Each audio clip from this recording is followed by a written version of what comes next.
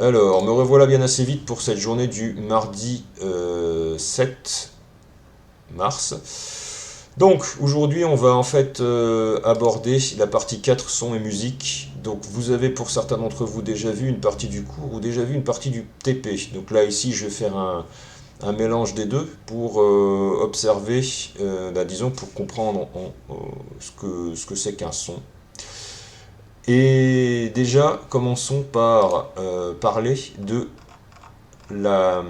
l'audition d'un être humain. L'audition d'un être humain, en fait, euh, la gamme de fréquences qui est capable d'entendre un être humain est entre 20 000 et 20 Hertz.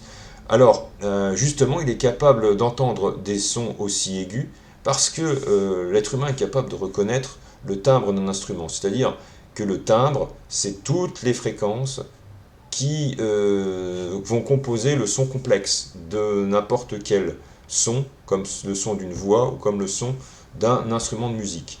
Alors pour faire ceci, il faut passer par une analyse spectrale.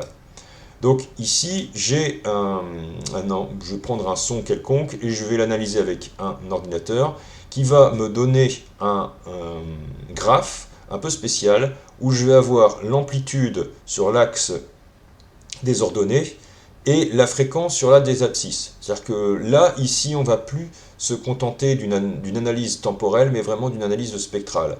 Alors d'abord, avant de commencer n'importe quelle analyse, il faut quand même qu'on parle d'un problème purement physique du mode vibratoire d'une corde. Alors prenons le cas d'une corde accroché à une potence. Donc ici, ils vont parler des mode propre, mode vibratoire d'une corde. Alors nous, on va simplement imaginer que c'est la même chose pour une guitare. Donc là, ici, vous avez en fait quelqu'un qui va augmenter de façon proportionnelle la fréquence sur un vibreur qui se trouve ici à l'extrémité gauche. Et quand la fréquence de vibration n'est pas celle qui permettra de faire vibrer à grande amplitude la corde, eh bien, si c'est une fréquence quelconque, vous allez voir la corde qui ne va pas vibrer.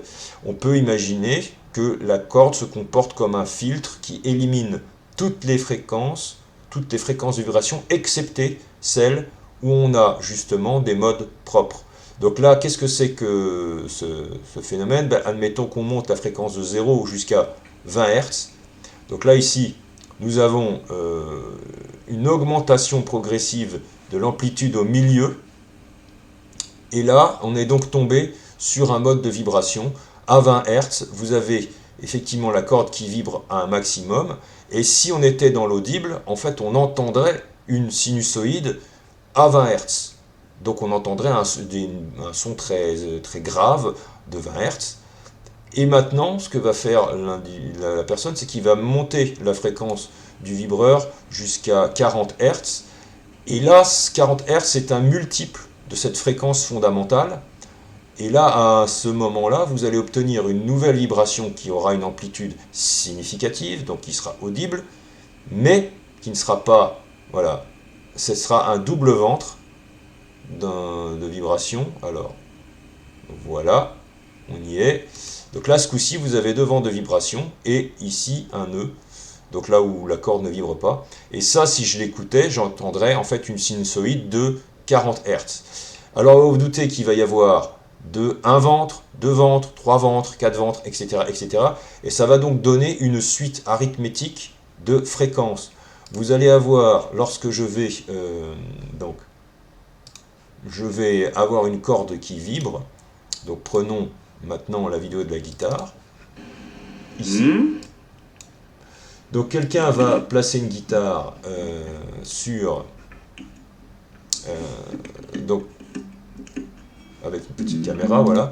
Et là vous voyez ici que la corde, comme il l'a pincée avec son doigt, il n'a pas un vibreur qui va donner une forme parfaite à la vibration de la corde. Là le doigt va donner toutes les fréquences possibles et du coup vous allez avoir cette corde qui va vibrer avec une amplitude bien, très spéciale.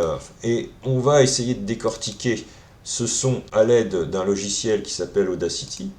Donc ce que je vais faire, c'est que je vais enregistrer justement cette bande son.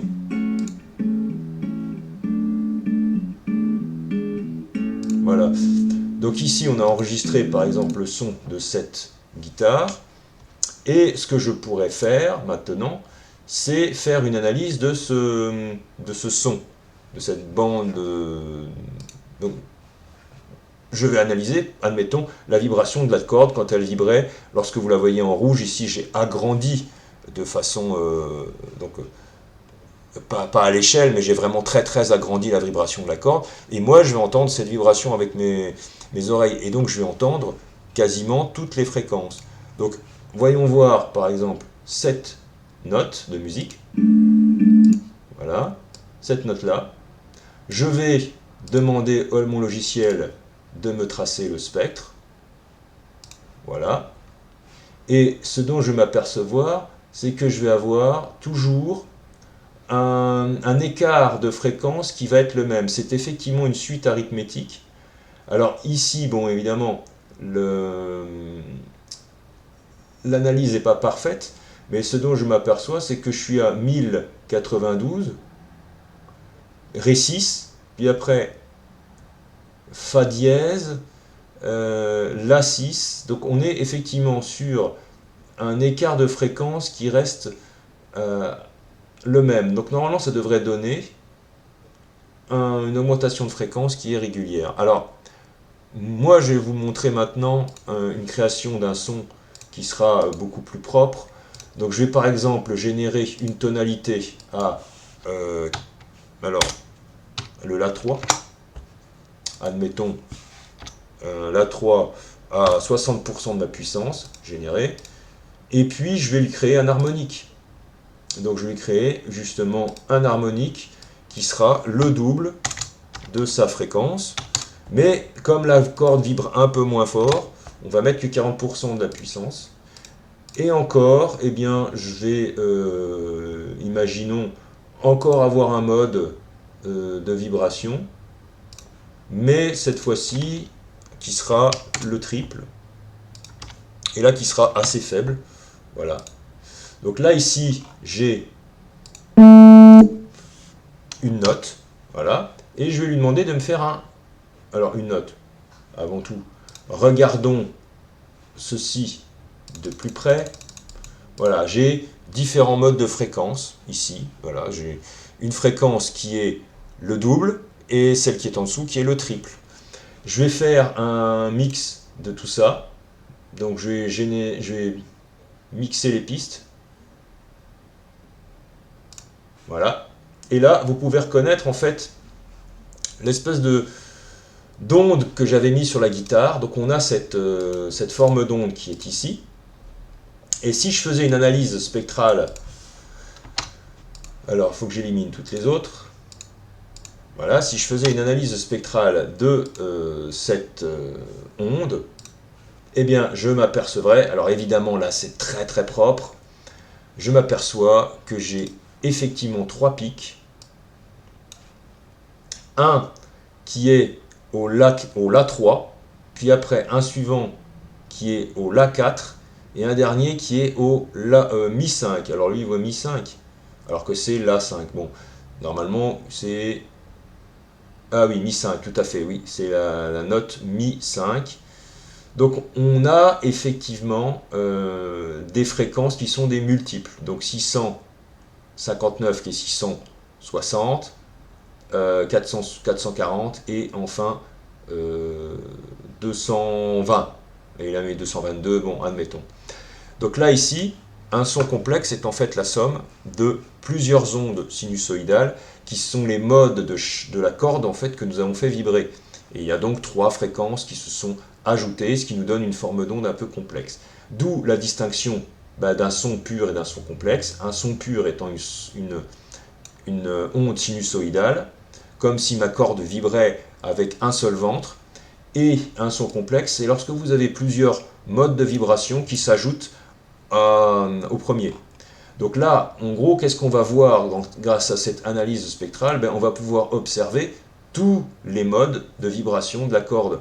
Et pour ce faire, on doit avoir en amplitude, sur l'axe des ordonnées, l'amplitude du son, donc soit en décibels, soit en volts, puisqu'on utilise un micro.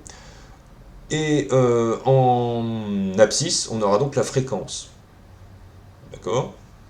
Ensuite, ensuite, quelle est finalement la fréquence la plus importante dans cette analyse? Ben, c'est justement la toute première visible, où c'est la raison de cette suite arithmétique. La raison étant le chiffre qu'on va multiplier par 1, par 2, par 3, etc. etc. Donc c'est ce qu'on appelle la fréquence fondamentale. Donc c'est la plus petite fréquence du signal périodique. Il a deux façons de le mesurer dans une analyse spectrale. Première façon de le mesurer, alors c'est comment on va le mesurer? Donc analyse, tracer le spectre. Soit on va regarder le premier pic, on va dire voilà, on a trouvé le premier pic, alors faisons ceci, ce sera plus visible. On va trouver le premier pic, donc notre premier pic, ça va donc être la première fréquence, donc c'est la fréquence fondamentale. Ou alors ce qu'on peut faire, c'est regarder l'écart entre par exemple le premier et le deuxième pic, et bien c'est 220 Hz, donc c'est la fréquence fondamentale, puisque on retrouve, comme cité précédemment, pour une suite arithmétique, on a effectivement le troisième pic qui est juste le deuxième à qui on aurait ajouté 220. Donc là, c'est ça l'idée. Alors, une fois qu'on a vu ça, c'est quoi en gros le timbre d'un instrument de musique? Eh bien, c'est simplement le nombre d'harmoniques, donc il peut y en avoir que très peu ou beaucoup, et leurs amplitudes. Donc certains instruments de musique ont tendance à amplifier les hautes fréquences, c'est-à-dire que vous vous souvenez du ventre de vibration, ben c'est comme si ma corde, lorsque je la pince, elle ne va pas vibrer au mode de fréquence faible, mais au mode de fréquence élevé, comme le cas d'un violoncelle, où on va plutôt entendre les sons aigus que les sons graves. Donc c'est pas forcément, c'est pas une règle que le fondamental est celui qui est l'amplitude la plus élevée. C'est parfois justement les harmoniques qui ont une amplitude plus élevée en fonction de l'instrument de musique. Et là, en l'occurrence, ben, ce timbre, c'est le nombre d'harmoniques et leurs amplitudes. Et c'est comme ça que je vais reconnaître les instruments de musique. Je vais savoir faire la différence entre une guitare et un violoncelle. Alors, maintenant, on va passer justement à ben, la désignation des notes. On a effectivement décrit, on a décrit depuis tout temps les fréquences depuis tout temps. C'est-à-dire que l'être humain a tendance à normer ses fréquences, mais pas en utilisant des chiffres comme les hertz, mais simplement en donnant des noms aux notes. Donc ce qu'on va appeler la notation latine ou américaine, c'est qu'un Do, la note Do, veut en fait dire pour nous la fréquence 262 Hz. Et là ici en l'occurrence, ce qu'on a fait quand on a écrit la musique, c'est que sur une partition, on indique en fonction de la position de la note sa fréquence. Donc un Mi, en gros, ça veut dire qu'on voudrait faire une fréquence de 330 Hz. Et puis un La, ben, c'est la fréquence de 440 Hz. Donc c'est ça en fait l'idée. Ici, on a constaté quand même que plusieurs instruments de musique qui jouent ensemble la même note, c'est assez harmonieux, mais certains instruments de musique sont plus aigus, une note plus aiguë, et certains instruments de musique ont une note plus grave. Alors en fait, c'est qu'ils jouent la même note, mais à une octave plus haute ou plus basse.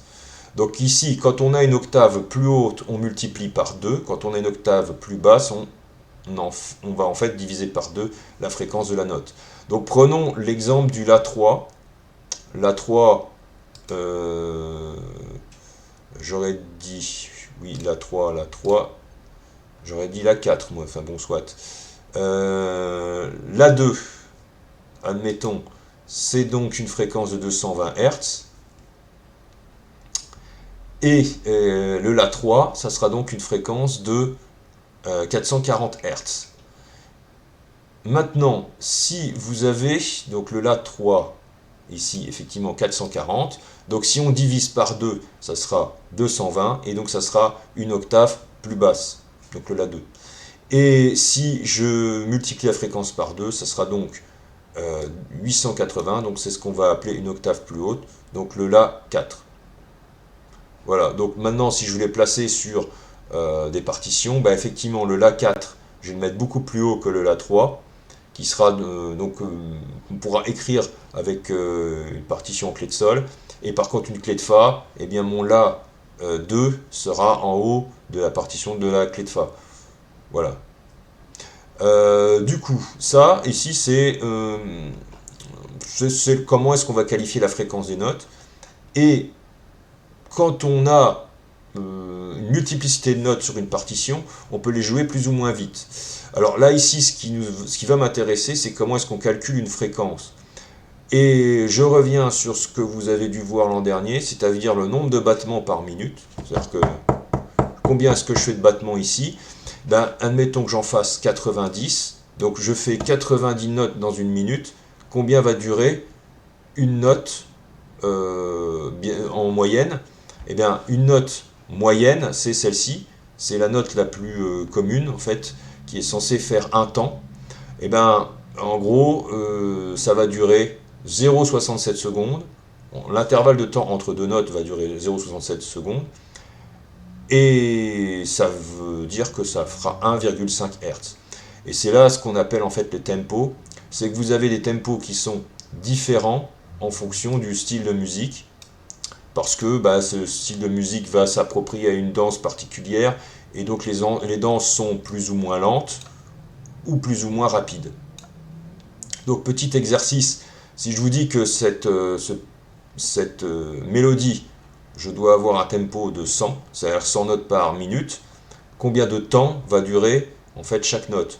Eh bien, tout simplement, si je peux mettre 100 notes classiques, en fait la noire, je peux en mettre 100 dans une minute, et bien donc du coup je vais diviser une minute par 100, ce qui va me donner 0,6 secondes, et 0,6 secondes c'est une durée moyenne moderato, donc j'ai un tempo qui est de moderato, type moderato.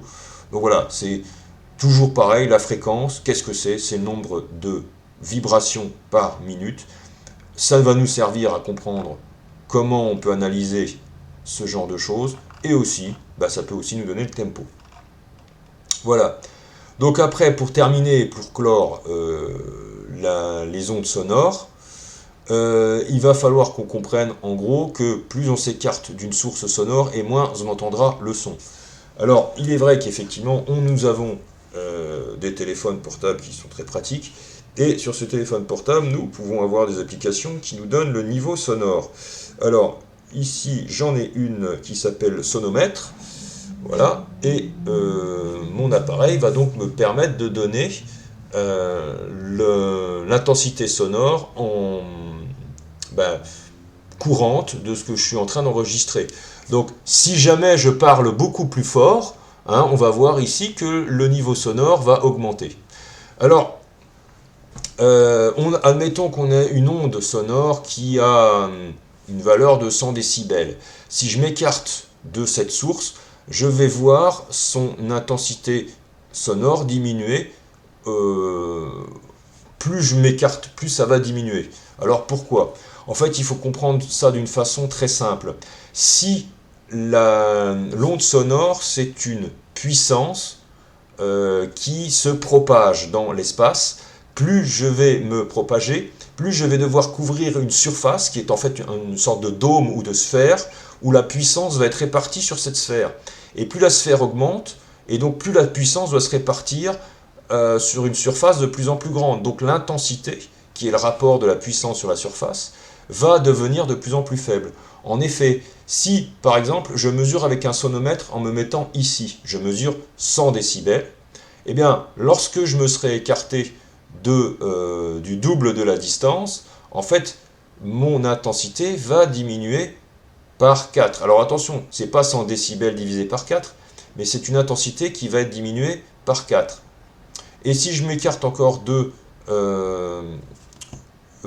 disons le triple, là je vais avoir mon intensité qui va être divisée par 9.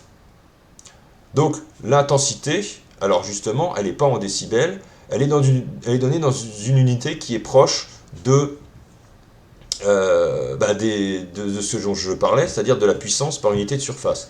C'est des watts par mètre carré. Donc je reprends mon cas, 100 décibels, c'est en fait une intensité sonore de 10 puissance, alors 100 décibels, ça doit être 10 puissance moins 3 watts par mètre carré, c'est ça, je suis à 10 puissance moins 3 par mètre carré, et donc si je m'écarte de la moitié de la distance, du double de la distance, et bien là j'aurai 100 divisé par 4, j'aurai plus que 25, 10 puissance moins 4 watts par mètre carré, puisque j'étais à moins 3, maintenant j'ai divisé par 4.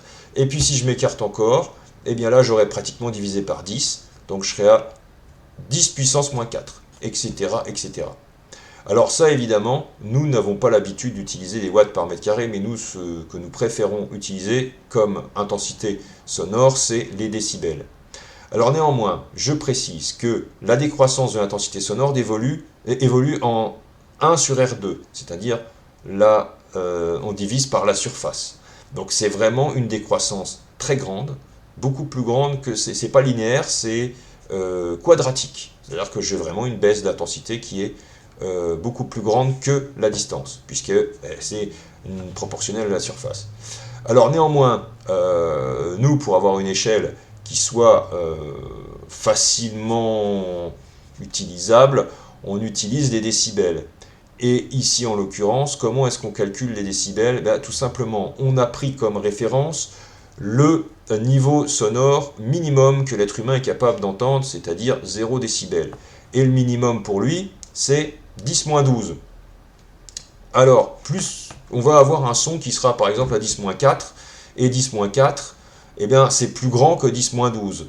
Et pour trouver les décibels, en fait, qu'est-ce qu'on va faire? On va prendre le son courant divisé par le seuil d'audibilité et on va le multiplier par utiliser la fonction log qui va nous donner juste la puissance de 10 supérieure. C'est-à-dire qu'entre 12, moins 12 et moins 8, eh bien, j'ai combien de puissance de 10 de différence? Alors, 12 plus 8, ça va faire 6, non, pardon, 80 décibels, je vais prendre moins 4.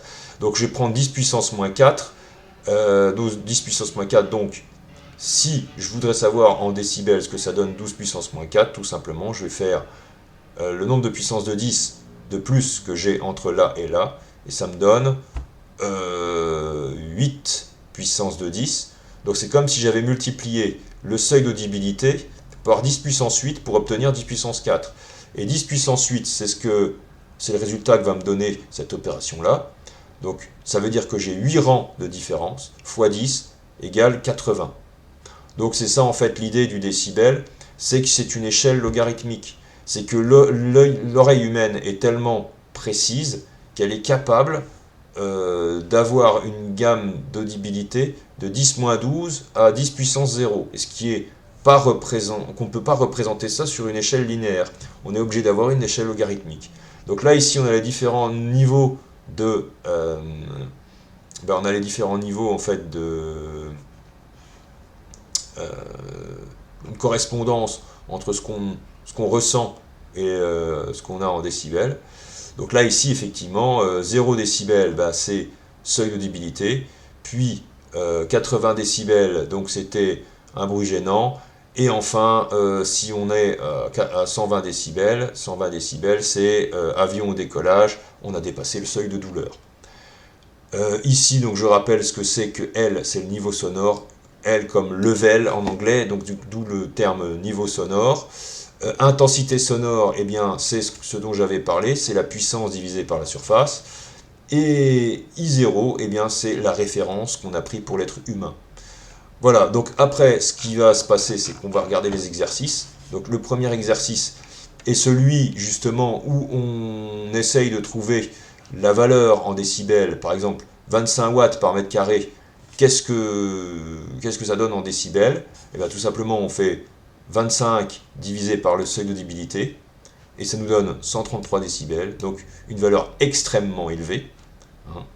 Et puis l'exercice numéro 2, je vous donne différents appareils électroménagers qui ont une certaine intensité sonore. Comment est-ce qu'on va calculer individuellement chaque intensité sonore? On refait la même formule. Donc là, cet appareil ferait 90 décibels, celui-ci 80 et l'autre la même valeur. Mais si les appareils fonctionnent ensemble, effectivement, on est censé ajouter les intensités sonores et pas les niveaux sonores. Donc là, j'ajoute les intensités sonores. Voilà ce que ça me donne comme résultat. Et après, ce que je dois faire, c'est faire la formule avec la somme de ces intensités. Voilà.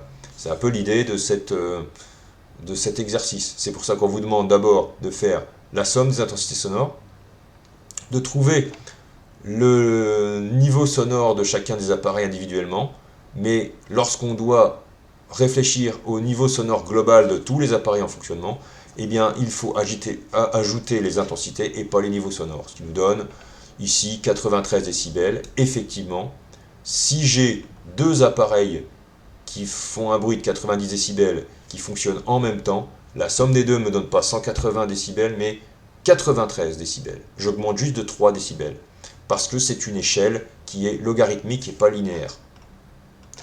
Ensuite, on fait une analyse spectrale. Donc là, ici, l'exercice numéro 3, c'est une analyse spectrale tout à fait commune. Donc on vous donne les notes de musique de chacune de la troisième octave. Là, on vous donne le spectre de ce qu'on a enregistré. Et l'idée, c'est qu'effectivement, qu'on trouve déjà la fréquence fondamentale. Donc la fréquence fondamentale, c'est le premier pic ou l'écart entre les pics. Donc là, ce que j'ai décidé de faire, c'est de mesurer la distance de chacun des pics. Donc j'ai trouvé premier pic à 2,2 cm, après 4,4, 6,7, 8,9, etc., etc. Je connais l'échelle qui est 1 cm est égal à 200 Hz, donc ça va me permettre de trouver la première fréquence, puis la deuxième, puis la troisième, etc., etc. Comme prévu, puisque je vous avais montré ici avec le logiciel, comme prévu quand on a un graphe linéaire, comme prévu, on a effectivement une succession de pics qui est espacée de la même valeur de fréquence, c'est une suite arithmétique. Et donc là, on a effectivement cette suite-là. Donc on peut dire que la corde vibre à 440 Hz. On est donc sur une note de musique à 440 qui est un La3. Et si il était prévu qu'effectivement la guitare joue cette note-là quand on pinçait cette corde à ce moment-là, on peut dire que la guitare est bien accordée. Voilà. Donc on en a terminé avec ce chapitre. Il y aura donc il y aura 2 TD sur ce chapitre. Alors 3 TD puisque j'ai décidé de prendre mon temps, notamment sur l'analyse spectrale. Et enfin, nous allons voir la construction justement des notes de musique. Comment est-ce qu'on construit les notes de musique en faisant justement cet intervalle qui a l'air lui aussi, si on remarque ça, assez régulier. Ça a l'air aussi d'être une suite. Et bien là, oui, c'est une autre suite que l'on va voir au cours du TD. Voilà.